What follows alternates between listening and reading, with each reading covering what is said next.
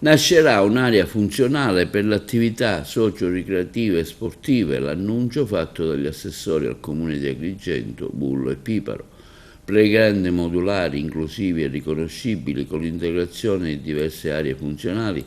per lo svolgimento di attività sportive verranno creati nella frazione di Monserrato grazie al progetto Sport Illumina, un'iniziativa promossa dal Ministro per lo Sport e i Giovani tramite il Dipartimento per lo Sport, ideata da Sport e Salute SpA, che ne curerà la progettazione e la realizzazione. Il Comune di Agrigento è stato ammesso al contributo previsto dall'avviso pubblico a seguito dell'atto di indirizzo politico congiunto tra l'assessore ai quartieri Marco Bullo e l'assessore allo sport Gerlando Piparo, i quali esprimono una grande soddisfazione per l'obiettivo raggiunto. L'iter prevederà un ultimo passaggio approvato dalla Giunta, con il quale si dà mandato al Sindaco di sottoscrivere l'accordo di collaborazione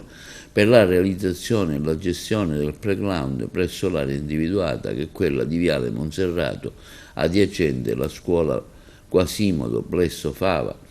Un plauso di ringraziamento ai competenti uffici comunali coordinati dal dirigente Alberto Avenia per aver espletato con puntualità ed efficienza gli adempimenti amministrativi